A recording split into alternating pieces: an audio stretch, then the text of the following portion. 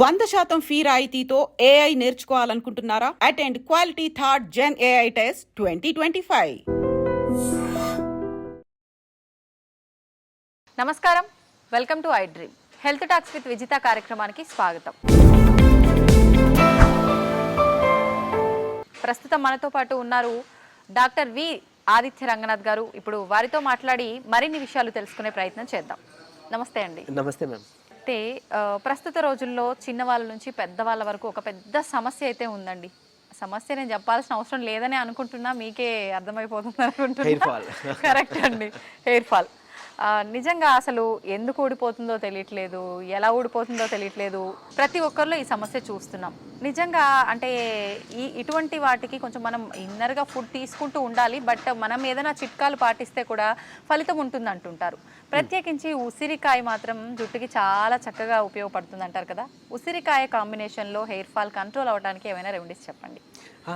అంటే చాలా మందికి ఈ పాటికే తెలిసి ఉంటుంది ఉసిరికాయ మనం హెయిర్ ఫాల్కి యూజ్ చేస్తాము అని. అయితే ఇవి మీరు అన్నట్లు ఇంటర్నల్గా కూడా తీసుకుంటే చాలా బెనిఫిట్. నేను చెప్తుంటా, అంటే ఎక్స్టర్నల్గా మనకి బయట కనిపించే ప్రాబ్లమ్స్ని ఓన్లీ బయట నుంచే తీసుకోవద్దు. హెయిర్ ఫాల్ అవ్వచ్చు, లేకపోతే ప్రీమెచ్యూర్ గ్రేయింగ్ అంటాం, చిన్న వయసులోనే హెయిర్ వైట్గా అయిపోతుంది, గ్రే కలర్లో చేంజ్ అయిపోతుంది అని అంటారు. సో అట్లా, లేదంటే ఏదైనా స్కిన్ ప్రాబ్లం రావచ్చు, ఇలాంటివన్నీ కూడా. సో ఏదైనా మనకి బయట పడుతోంది, బయట ఎక్స్ప్రెస్ అవుతుందంటే ఇంటర్నల్ మన ఇంధనం అంతా లోపల బ్లడ్డే కదా, లేకపోతే లోపల ఆర్గన్సే కదా ఫంక్షనింగ్. సో అవి బాగోలేవేమో అని మనం ఒక్కసారి దృష్టి పెట్టాలన్నమాట. సో అందుకనే చూడండి, ఇప్పుడు ఈ మధ్యలో కొంచెం ఎక్కువ మంది ఫుడ్ మీద కాన్సన్ట్రేట్ చేయడం మొదలు పెట్టారు.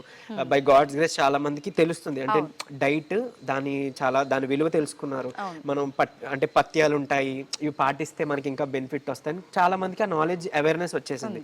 సో ఇకపోతే హెయిర్ ఫాల్ అని అన్నప్పుడు చాలా మంది ఏంటంటే ఆయిల్స్ యూస్ చేస్తాం, లేకపోతే మనం హోమ్ మేడ్ ఆయిల్స్ కూడా యూస్ చేస్తుంటాం. ఓకే, బట్ ఫుల్ ఫ్లెడ్జ్డ్గా ఇంకా రిజల్ట్ రాలేదు అనే వాళ్ళు ఎక్స్పీరియన్స్ చేసి ఉంటారు కదా. సో వాళ్ళకి ఏంటి ల్యాకింగ్ ఉంది ఏంటి అని అంటే, ఇంటర్నల్గా వాళ్ళు కాన్సన్ట్రేట్ చేయట్లేదేమో, ఒక్కసారి గమనించుకోవాలి.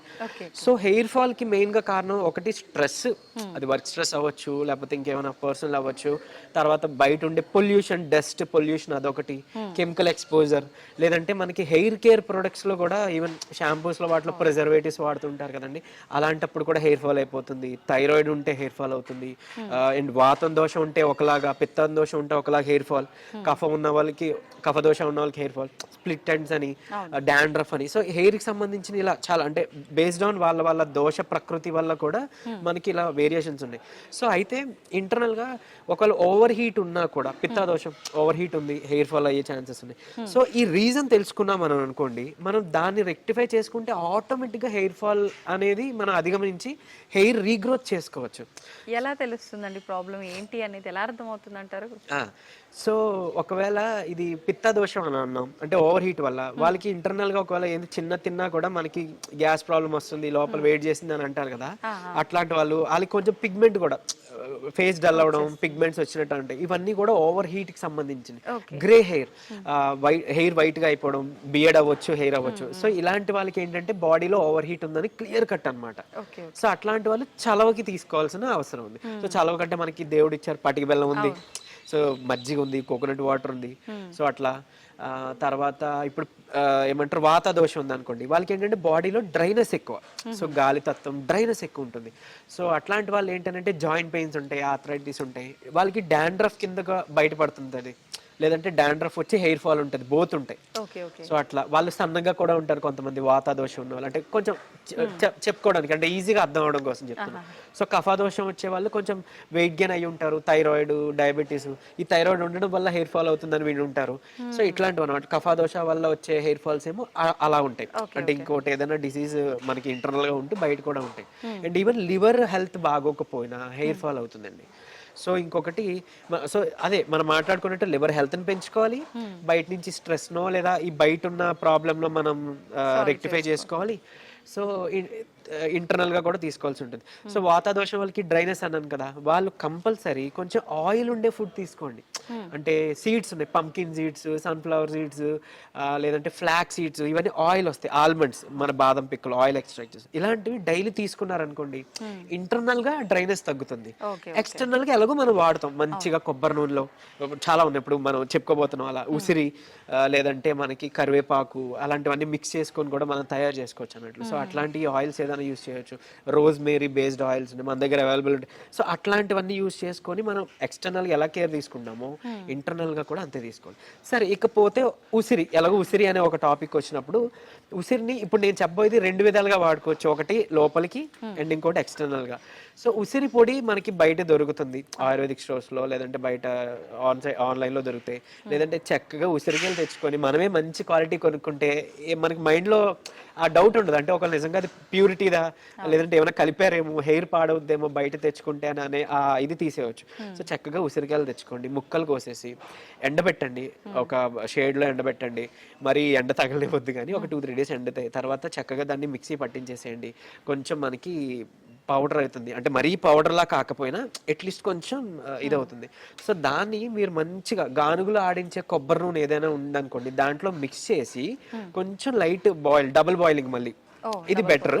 మూత పెట్టేసి మనం ఒక పాత్రలో వేడి నీళ్ళు తీసుకొని కొంచెం వేరే పాత్రలో ఆయిల్ అండ్ ఉసిరికాయలు చేస్తాం, ఐ మీన్ ఉసిరి పొడి కలుపుతాం. ఇది ఎప్పటికప్పుడు ఎప్పుడు పెట్టుకునేది అప్పుడు కొద్ది కొద్దిగా చేసుకోవాలా, ఒకేసారి స్టోర్ చేసుకోవచ్చు అంటారా ఎక్కువ క్వాంటిటీ చేసి?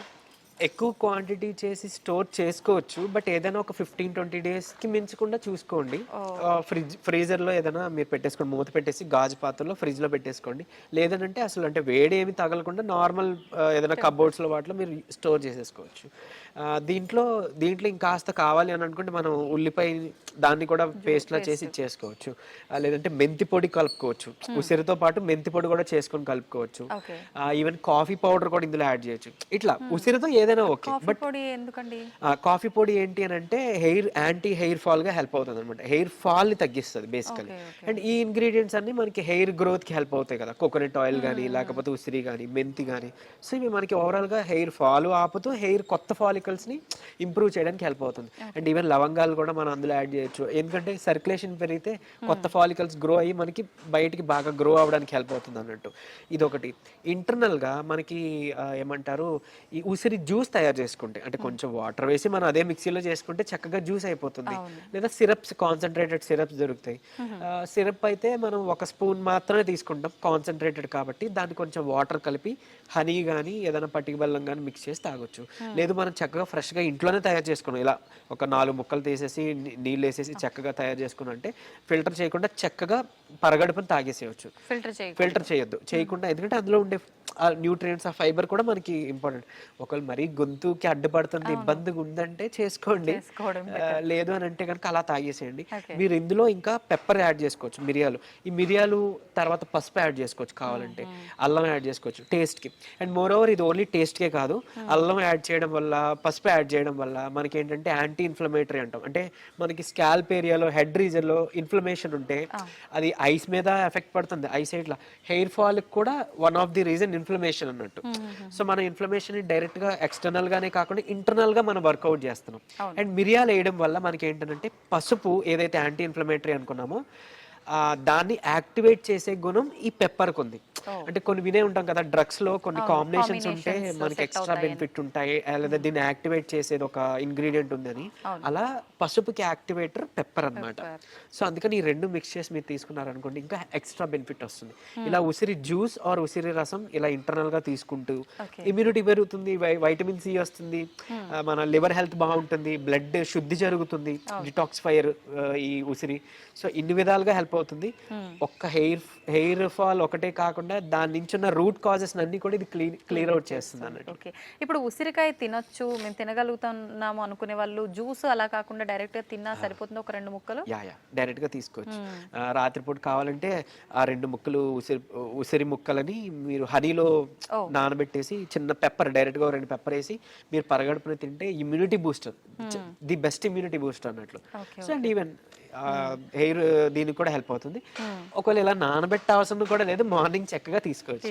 పరగడుపున అంటే మనం ఎలా తినడానికి ఇష్టపడుతున్నామో అలా మన అవకాశాన్ని బట్టి మీరు చెప్పిన విధాల్లో ఏదైనా ఫాలో అయిపోవచ్చు. తీసుకోవాలి. అండ్ చాలా మందికి గ్యాస్ట్రిక్ ఇబ్బంది ఉంటుంది కదా, పరగడుపున మనం ఏమంటారు యాంటాసిడ్ ఒక టాబ్లెట్ వేస్తాం కదా, అలాంటి వాళ్ళకి కూడా ఈ ఉసిరి చాలా బాగా పనిచేస్తుంది. గ్యాస్ట్రిక్ సమస్య నుంచి కూడా ఇది బయటపడేస్తుంది. ఓకే, సో చాలా మందికి తెలియని ఇదొక రెమెడీ అన్నట్లు, అది యూస్ చేసుకోవచ్చు. థ్యాంక్ యూ అండి. ఇప్పుడు ప్రేక్షకులందరి తరపున నేను థ్యాంక్స్ చెప్పాలి, పర్సనల్గా నా తరఫు నుంచి కూడా థ్యాంక్స్ చెప్తున్నా. ఎందుకంటే మాకు కూడా హెయిర్ ఫాల్ సమస్య ఆల్రెడీ స్టార్ట్ అయిపోయింది కాబట్టి నేను కూడా ఖచ్చితంగా ఈ టిప్స్ ట్రై చేస్తాను. థ్యాంక్ యూ అండి. Thank you very much.